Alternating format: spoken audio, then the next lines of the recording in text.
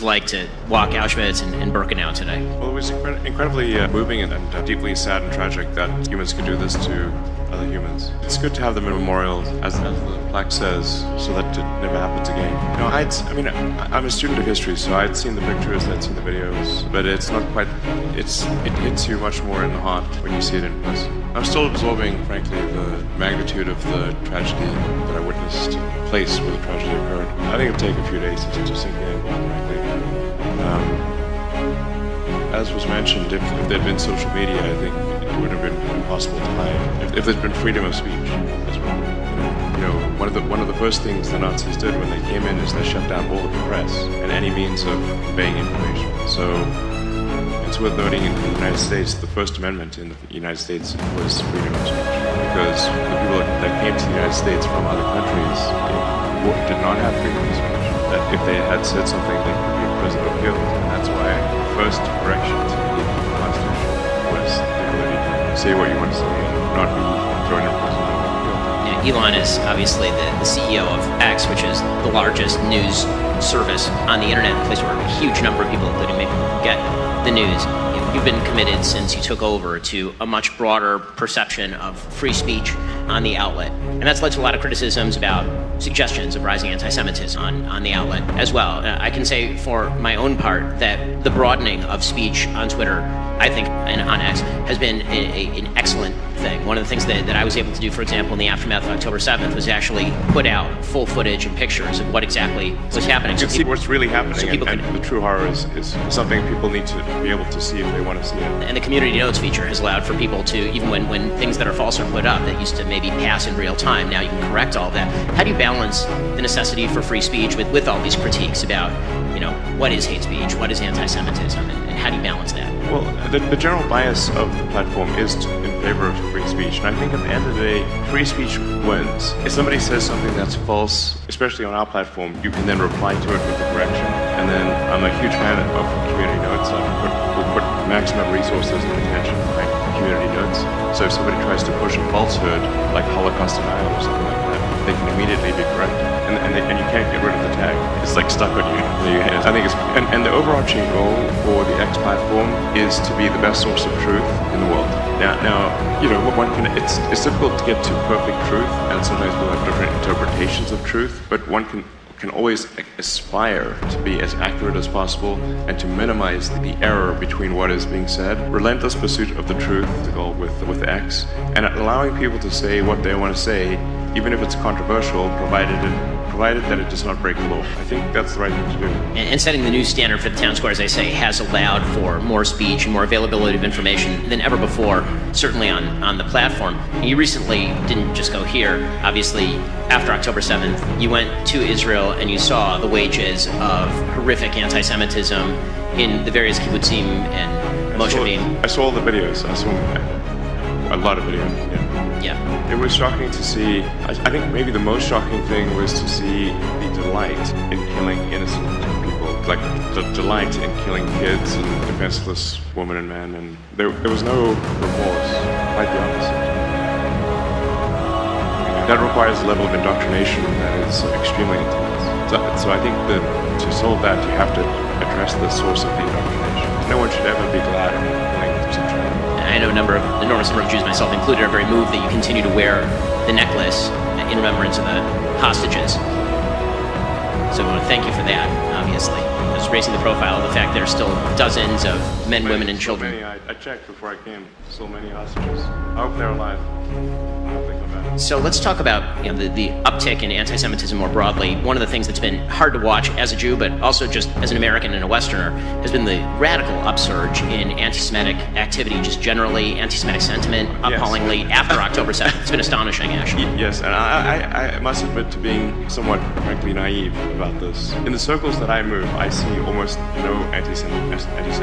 And you know, there's this old joke I've got, like this one Jewish friend. No, I have like 2/3 of my friends are Jewish. I have twice as many Jewish friends as non-Jewish friends. I'm like Jewish by association. I'm aspirationally Jewish. So I don't, you know, I was like, what are people talking about with this anti-Semitism? I never hear it at dinner conversations. It's like an absurdity, you know, at least in my friends.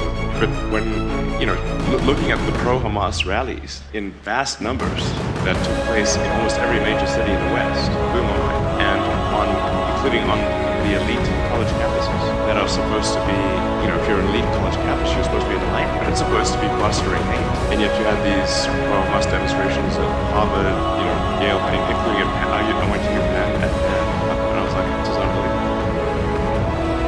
There's a poll recently from Harvard-Harris showing that some 67% of people aged 18 to 24 said that the Jews were an oppressor class, which, in America, Jews represent approximately 7 million Jews in the United States out of 330 million Americans, tiny percentage of the population. But that ideology that the Jews are an oppressor class matches up very nicely and very closely with what is a conspiracy theory. At root, anti-Semitism is a conspiracy theory, and it's a conspiracy theory about power. And if you read Nazi literature, the Nazis literally promoted the idea that Jews were, of course, this small caste of people who were running all of the major industries, who were standing behind all world power.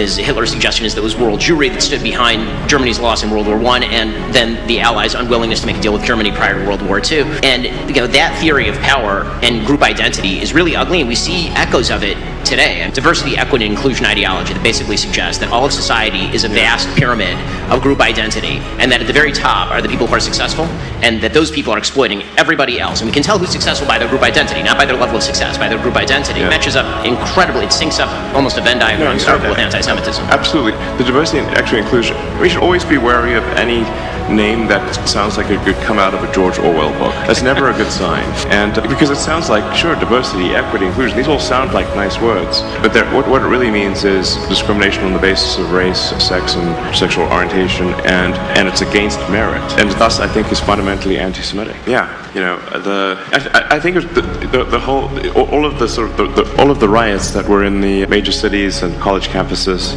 I think, was a shocking wake-up call to, I think, any sort of civilization or civil-minded person, really. It was quite a shock. The crossover between some of these rallies on college campuses in favor of Hamas, I mean, they unite the weirdest coalitions maybe in human history. You'll see LGBTQ flags in favor of Hamas, where, of course, if an LGBTQ person were to be actually in the Gaza Strip, they would no longer be in the Gaza Strip, they would be dead. Yes, exactly. And that coalition is... That's like seriously out of touch. Yeah, but it isn't, but it only isn't out of touch in the sense that there's a coalitional idea here that basically power structures must be torn down at all costs, and if that means allying with people who hate me, then I'll ally with people who hate me. And the fact that's grown in fervor since October 7th really is, as I said to me, on a personal level, quite shocking. What do you make of the future of a West if the West continues to embrace that idea? Well, I think we really need to stop this principle that the normally weaker party is always right. This is simply not true. If you are, in quotes, oppressed or the weaker party, it doesn't mean you're right. Because if some of those,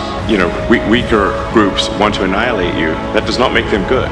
We have to get rid of the rule that if you're weaker, you're automatically good. That's obviously makes no sense. It often makes sense where it's like, okay, you don't want to beat up on someone smaller and weaker than you, but if that smaller group wants to kill you, they're bad. Okay. I mean, I'm a big believer in moral absolutism, not moral relativism. There's good and bad in the absolute, and you judge any group or individual against absolute moral standards, not whether they're the so-called oppressed or oppressor, just on absolute moral terms. Are they doing good things? Do they want to murder innocent people? That's bad. Doesn't matter who they are. You would think, but the pseudo-sophisticates on college campus seem to think differently. And so I wanted to get your take on why you think this is so prevalent on college campuses. What do you think the future of the universities in the United States looks like, given the fact that entire universities appear to have been corrupted by moral relativism and this sort of perverse ideology? Do you think that a wave of change is coming to the universities? Do you think that there's going to be direct hiring out of high school? What is the solution for universities in the United States as well as abroad? I think we need to return to where things were, or mostly were, which is a focus on, and it doesn't matter whether you're a man, woman, what race you are, what beliefs you have. What matters is, how good are you at your job, or what are your skills? You could be a three-legged green Martian, wears a kimono and drinks yak's milk. Who cares? It doesn't matter. What matters is like how good is your work. That's it. That's the least sort of racist, sexist you can be. Is just care about the work that somebody does and not anything else. That's what the focus needs to be to return to. Yeah. It seems as though you mentioned earlier the sort of problems of acts on the meritocracy, and one of the claims is that there's no real meritocracy. There's a pseudo meritocracy, that basically all these institutions are run for the benefit of those who run the institutions, and it feels like there is some truth to the idea that institutions have lost credibility with the people, particularly in the West. And in the backlash to that, I think that there's now, sort of an idea that if we do away with all institutions and all limits on moral behavior, then that somehow is better.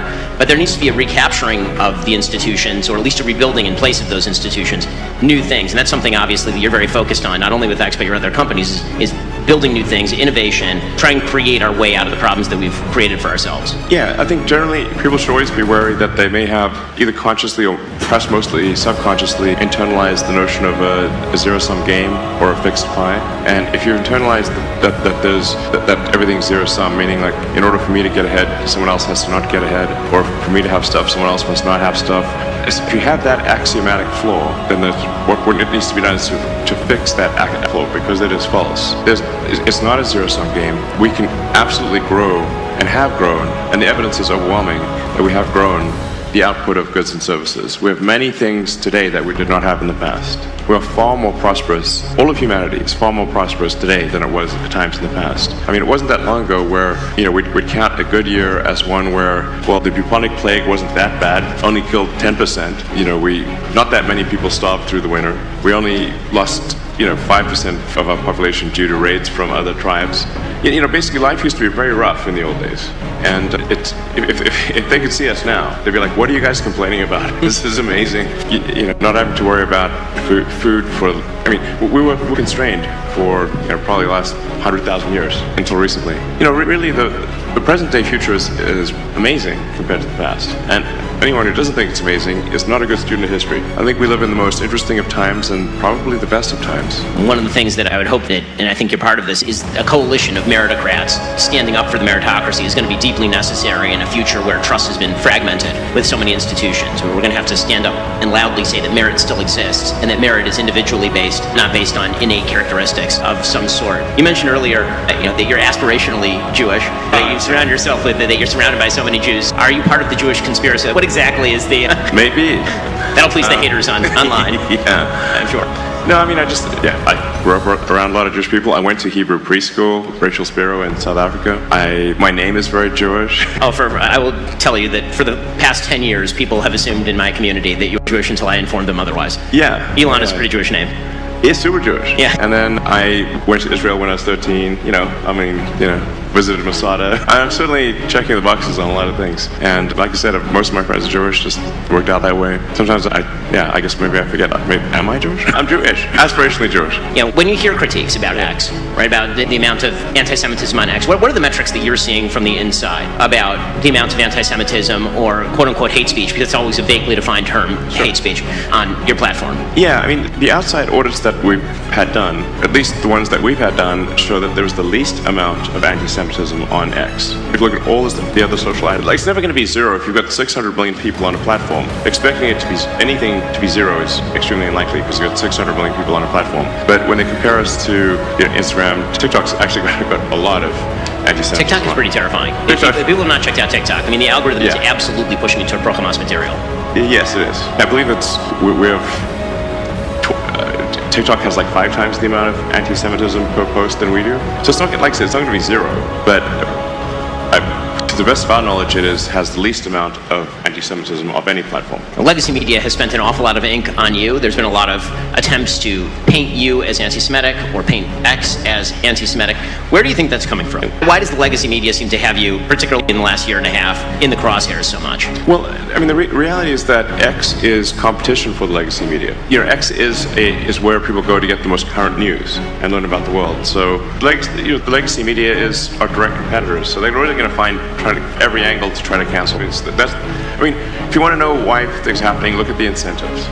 And legacy media has had a tough time with respect to usage. The numbers I saw was that the sort of traditional print cable television viewership went down something like 20-30% last year. On the other hand, X went up roughly that same, roughly 20-30%. So it's a direct competition for people's attention. If there's some attack they can levy against me, they will. It seems as though one of the other matters is not just direct competition between the media and X, but also that the legacy media, for most of my life up until the past 15 years performed what they saw as a gatekeeping function.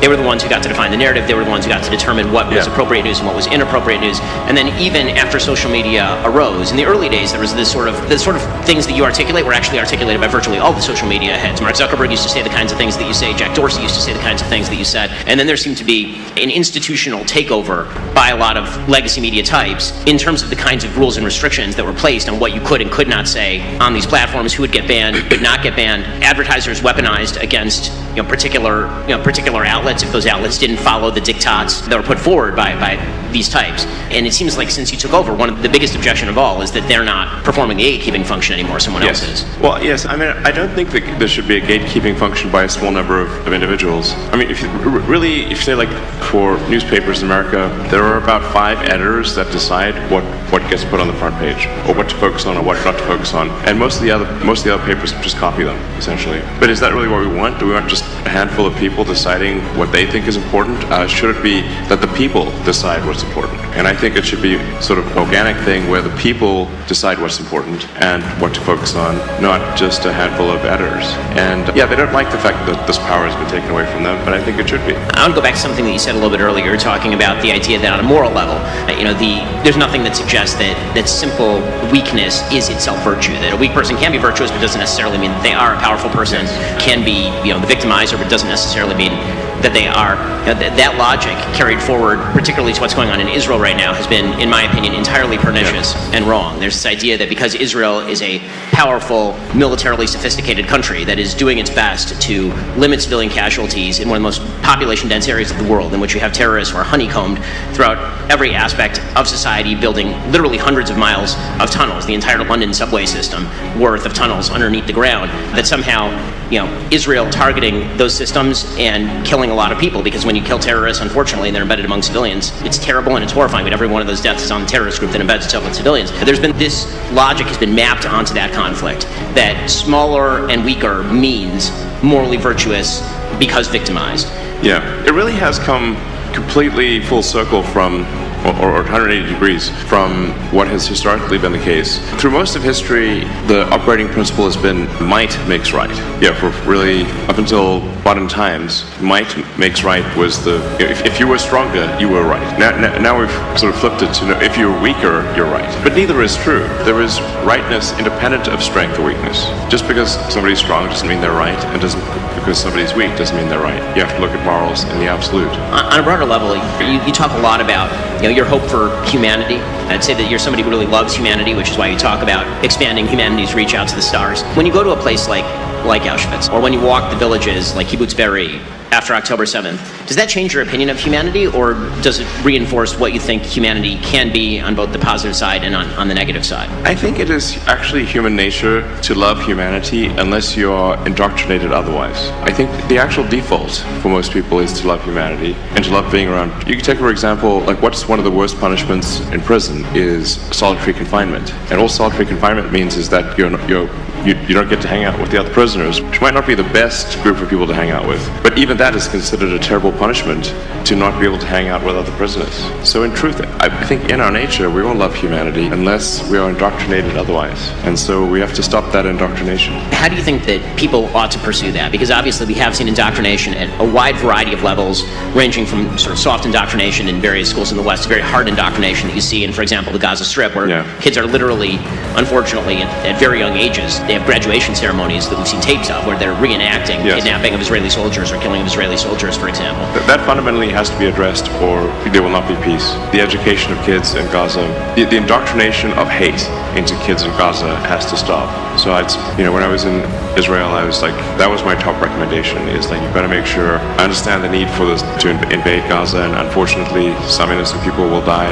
There's no way around it. But the most important thing is to ensure that afterwards, that the indoctrination, where kids are taught from as soon as they can understand language, that their goal is to kill Israelis. And if you're told that from when you're a toddler, well, you're going to believe it, and that needs to stop. On a technological side, what do you think can be done there? Because actually this is one of the areas where, the Gaza Strip isn't famous for its internet access. There are a lot of places around the world where the government puts an extraordinarily heavy hand on the flow of information. You were mentioning that the Nazis, first thing they did did was take over the entire press mechanism inside Germany and then inside the occupied areas of Europe. But that obviously happens all over the world right now. And one of the things you use Starlink for is to try and open up some of those avenues of information. But what can you do? What should we be aiming at? It's worth noting also that the Nazis engaged in extreme censorship within Germany for anything that was pro-Semitic. I'm not sure how many people are aware of that. But they censored any pro-Semitic, anyone who tried to defend the Jews in Germany, any pro-Semitic was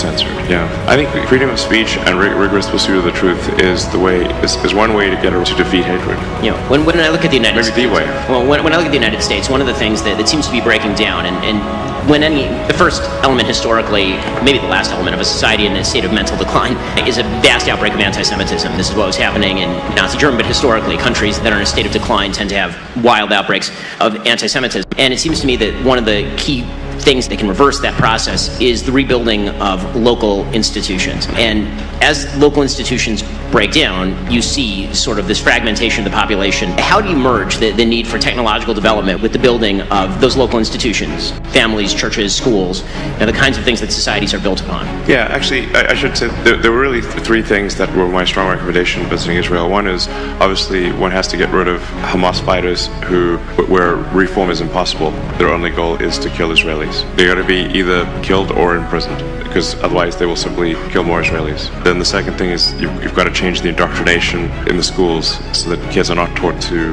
hate from the moment they are 2 years old. And then the third thing is, and which is a very hard thing to do in this situation, is conspicuous acts of kindness to the people in Gaza. Conspicuous acts of kindness to the people in Gaza. It's just that much harder to hate someone if you do nice things for them. Even if they try to bite your hand when you do it. Keep doing it. And you look at the Marshall Plan after, look at the difference between World War I and World War II, where after World War I, Germany got an unfair share of the blame. It led to immense bitterness.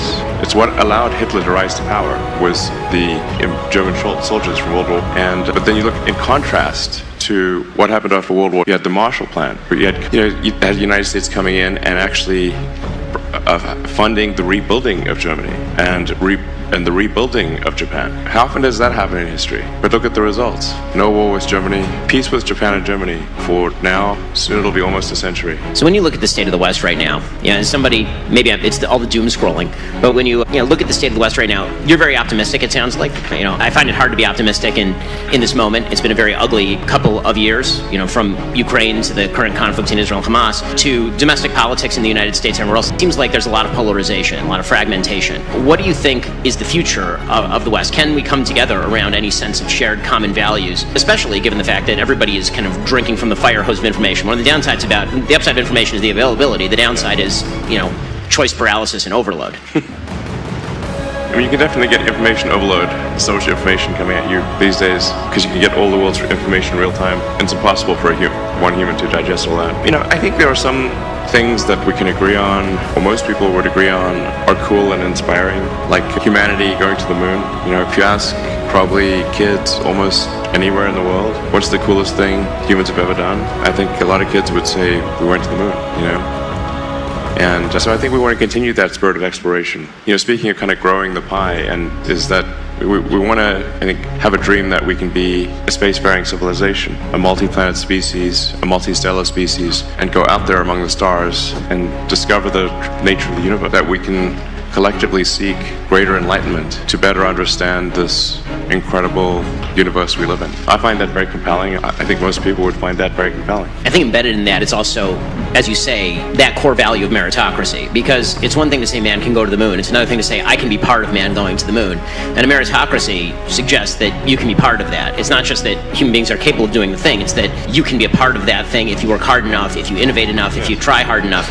And so societies that seem to have given up on that also seem to have given up on going to the moon. Societies that are so reflective about their own supposed flaws. The United States has this problem right now, that they are unwilling to simply say freedom is pretty phenomenal and meritocracy is the greatest thing that's ever been invented, and we should hold on to that, and that's what's going to allow us to get something that stops us from going to the moon or to Mars or to anywhere else. Yeah, I mean, there's many wonderful, interesting things that are happening besides space exploration. Obviously, as time goes by, we improve our ability to cure cancer, to cure many diseases. There's increased access to information, and people talk a lot about inequality, but what about the equality of access to information? That's incredible. Right now, if you've got, a very cheap electronic device at an internet cafe, you can access all of the lectures of MIT for free. You can access almost any book. You can learn anything. This is an equality of access to information that was unthinkable even 20, 30 years ago. You can teach yourself how to do anything for free. That's amazing. Maybe there's too much focus on the things that are unequal, but we forget about the things that are equal and that have improved inequality so much, like access to information. That's one of the things that we're trying to help out with Starlink is provide internet access to people who don't have internet access or where it's too expensive for them to afford. Because once you have internet access, you can learn anything and you can sell your products and services. I think that's pretty amazing. I mean, that if we're going to count our flaws, we should also count our blessings. One of the things that I think is amazing about what you've been doing, Elon, is that it's not just the business side of you that's important. Obviously, you become this unbelievably large figure looming in the public imagination, and that means that when you tweet, it has impact that is very large. How do you decide when to tweet? Sometimes memories, sometimes it's joking, sometimes it's these long thought out posts. How do you decide when to tweet? How do you inform yourself on the topics that you're tweeting about? Well, I do post a lot on the X platform, sometimes 100 times a day. Once in a while I'll do something dumb, for sure. But really, I try to say things that I think are interesting or funny. I mean, there must be some reason why 169 million people follow me. I guess. I don't know. I must be keeping them amused in some way. So amuse, entertain, have opinions on something. Sometimes they're wrong, sometimes they're right. And and for things like community notes, it applies to me as well as it applies to anyone else. If I say something that's incorrect or not full context, then community notes will correct me very quickly. But it's only me doing these posts ever. I don't have a team or anything. In fact, I generally would recommend for leaders of the world to just literally post your own stuff. And once in a while you make a mistake, don't worry about it. Yeah. Can't win them all. Nobody bats 1,000. Obviously, where we visited today, the big takeaway always is never again. I think that the question that a lot of Jews worldwide asked after October 7th and after that wild upsurge of anti-Semitism, which we've seen, the Jew hatred that continues now, is whether never again really for a lot of people meant never again between the years 1939 and 1945, or whether it actually means never again like right now, as in if there's a genocidal group that wishes to kill lots of Jews, is that something that you wish to stand up against right now? And when you look out at the world and the state of the world, the video that EJ put up a moment ago suggesting that the Holocaust would have been somewhat mitigated, or people may have had more information, certainly been able to escape earlier. I mean, one of the things that's astonishing, obviously, about the history of the Holocaust is how many Jews, because they were only getting partial information, it was slow and it was gradual, and by the time they wanted to get out, it was just too late for them to get out. What are your hopes that never again is a real thing? I mean, I certainly hope there's not a Holocaust. How realistically is it? I think it's unlikely, frankly. Or at least if you say, I could be naive, but I think the probability of a Holocaust in the West is extremely tiny. I think if you look at, say, the Nazis, I think Hitler got a third of the vote or something like that when he was he was sort of semi-elected and then did basically a coup. But think of all the people that fought to destroy the millions and millions of people that fought and who died to destroy Nazism. That's the vast majority of the West opposed, even in those days, opposed Nazi and fought and died. And my grandfather was in World War II for almost 6 years. All his friends got killed. He was the only one of his friends to survive, and he was severely traumatized. He really just couldn't even talk afterwards. Most of that time was in East Africa, North Africa, Italy. The only reason he's even alive, frankly, is because towards the end of the war they gave an aptitude test, because he was just a corporal. He didn't graduate high school, so he wasn't eligible for officer school, and they plucked him out probably right before he died and sent him to work for British intelligence in London, which is where he met my grandmother. So he was one of the people fighting to stop the Nazis, and many, along with millions of others.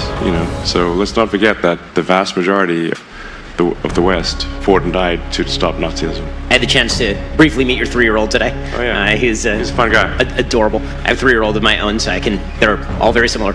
But as you have some kids who are much older, you have kids who are younger, obviously. But when it comes to teaching them about things like the Holocaust and anti-Semitism, how do you address those topics? Well, my kids are pretty well read, so they read a lot of history. They're not ignorant on the subject.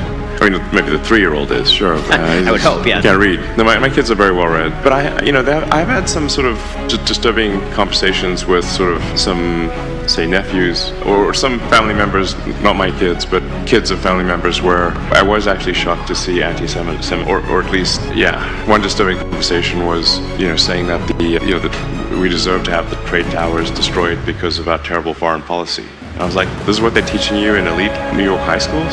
This is messed up. Well, Elon, I think I personally, Jews all over the world, and a lot of people in this room want to thank you for not only visiting Auschwitz, but also visiting Israel after October 7th, and for the strong moral voice you've been on behalf of the fight against anti-Semitism. It's great to spend time with you. Thank you so much. Thank you for having me. Thank you very much, Elon. Thank you, Ben, for a very interesting interview. Thank you for the questions and thank you for the answers. I would like now, please, to call the 10th President of the State of Israel, Reuven Rivlin, and Dr. Joel Mergui, the President of the Consistoire of Paris, for a brief picture, please. 10th President of Israel, Dr. Joel Mergui, the President of the Consistoire of France. We'll take, please, a picture before we move on with the program. Thank you. President Rivlin, if we please could call you for the... Okay. How do you hold it again? It's quite heavy. Okay. Yeah, please do. Okay.